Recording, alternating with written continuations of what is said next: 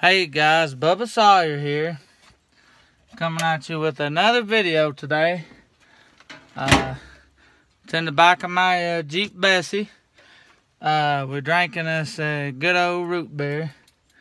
But anyway, what we're gonna be doing is unboxing this. This is for a flat tow setup. Now you might say, Bubba, why don't you get you a big long trailer like your uncle had that you used that time to haul Bessie on when the drive line came out down in Tennessee? Well, it's hard to find one of them trailers. If you find one, they want $600 for it. And there's always something wrong with it. The bearings is out, or it ain't got no tires. What's it gonna be in use without any tires? So I'm gonna talk to you while I open this up. And you might say, well, why don't you get one of them ones you pull behind that's got two wheels on them?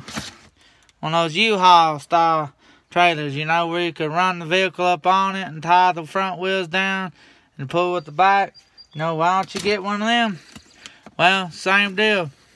Except these, good working order, $700-800, and I'm not gonna put that into something that's not gonna be used daily. I'm not one of those guys that goes around and hauls vehicles back for people, so I'm not gonna spend that type of money in that when I could do something cheaper and get the same effect or better.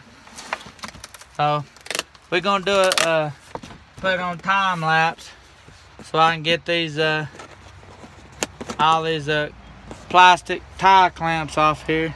Then we'll get back at you. So we back, guys, testing that time lapse out.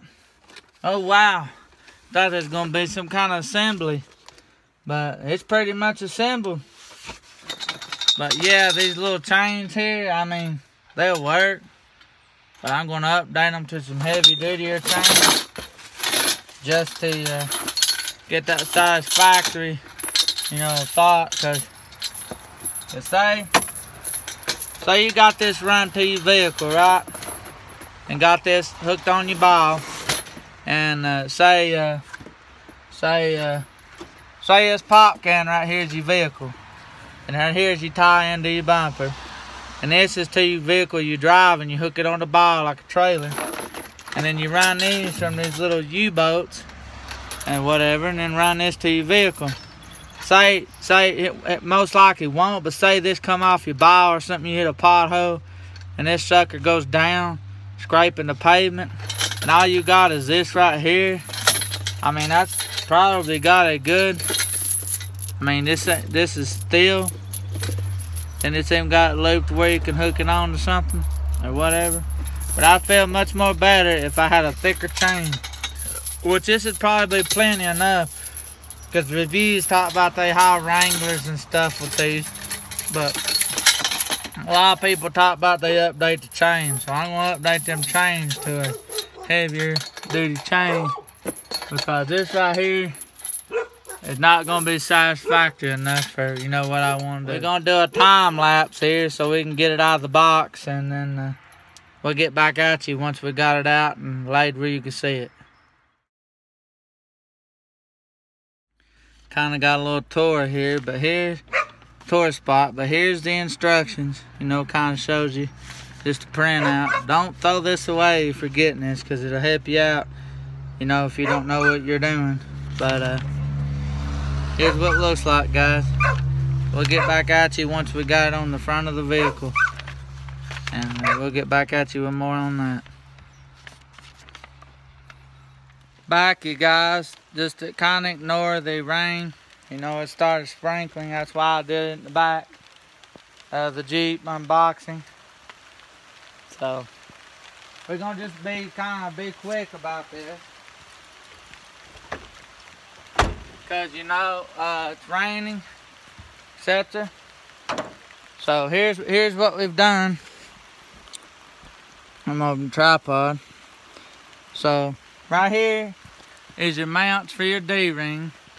Your rings here, whatever you call them. ring here and a ring on the other side. So I stacked 2 milk crates up. You don't have to do this if you've got a buddy, but right now I'm doing this by myself. So I stacked 2 milk crates that I had, 2 crates, put bottles of milk in. Stacked it like that, set it on there. Now I got it set on top of the rings, where the rings go through, the D-ring goes through. I got it laying on top of it. It's not supposed to be that way, but you set it like that till you get it figured out.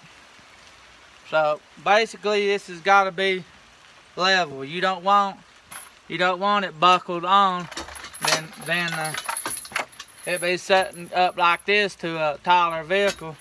You want it even as possible at all times. But for a smooth, flat towing, you want it even at all times, just like that. If you want to get technical about it, and you're not good leveling from eye to eye, you can get a level, one of those levels with a little bubble in it, put on it. And you might say, no, Bubba, what was in them bubble wraps? Well, got extra stuff here. Now in this case,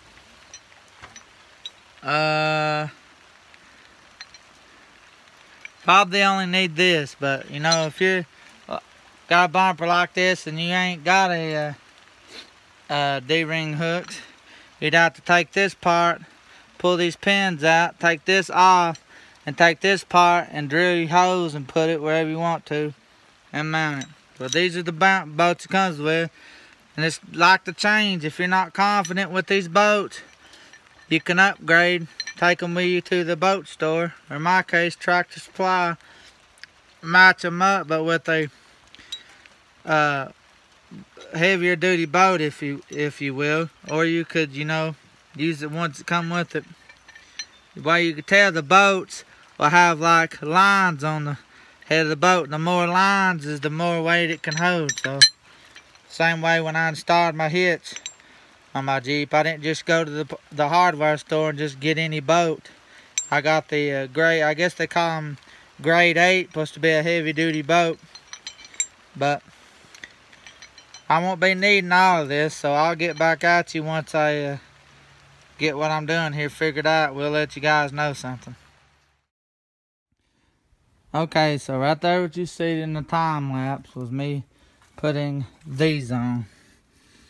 You got the holes here, the top and the bottom, got the bolts, and this is called a lock nut, and has plastic inside of there, so when it cuts its threads, it makes it where it don't vibrate loose. Now, I put the bolt up through the bottom, put the lock nut at the top, so that way, if we're hauling it, we stop to get gas, I don't have to lay down on my back to look and check these nuts, make sure they're tight, because I got them on the top where I can see them. So there we go, we got it up to there. But like I said, if yours don't have these D-ring spots to put your rings, your towing rings, you have to use these. So, say I didn't have those, and right here was my spot, you'd have to drill it out, put it in there.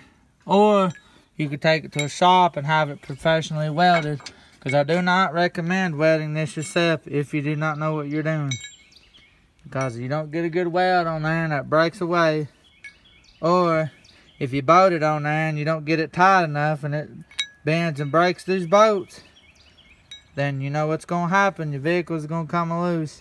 That's the part where you have the safety chains and all that. So I'm going to upgrade the chains. Don't mind that. That's a jack stand I got on it to keep it balanced, because when I added these, it added weight to it. So now we gotta get it where it can adapt up to here. And I seen where someone had cut thick steel like this steel I'd used here. I got some flat pieces that I'd used, and I got extra thick pieces. I see where they took them, and they cut them about this long, enough to do the hose, and then they bolted it in there with grade 8 bolts, and then use these. But if you didn't have that, you could put grade 8 bolts into that, and there you'd have your connection. So we're gonna have to figure out the connection for that, so I'll let you know what we come up with. But if you're just doing the straight, you know, putting these on and then buckling these up, then you're good to go if you're using this. But if you're like me, you're gonna have to kind of connection point to here to there. So, you know, you gotta always be safe in doing this. You can't just assume just because this says it works and does everything, you know, that it's gonna be safe. I mean, it will be safe once it's done, but you know, this is not gonna pull a full-size Bronco or a 4-door Jeep Wrangler. You know, bigger vehicles, it's not gonna pull. Or maybe like the 78 Ford over there, it won't pull that. But these little small Jeeps it's built, it should pull it. And it's got a weight. See, it tells the weight. Total weight of towing vehicle must not exceed over 5,000 pounds. And these is like, I looked them up on Google. A stock, or say what's the weight of a stock 98 Jeep Cherokee, and it tells you the weight. And of course this little bit of a bumper and stuff's gonna add weight, but this is not gonna go over 5,000 pounds.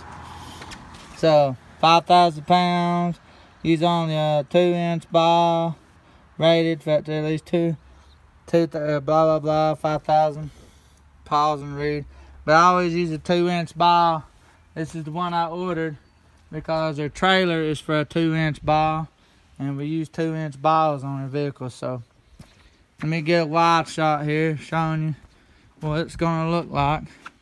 And all of them little rings here for the chains, it's also got rings in the back, that way you can hook chains into that too, so in case something did fail and the boat broke, it'd still be connected enough. Because trust me, if that coming loose and those safety chains caught, it'd be enough, you know, you could get off the road and it wouldn't hurt anybody. So there's what the system looks like.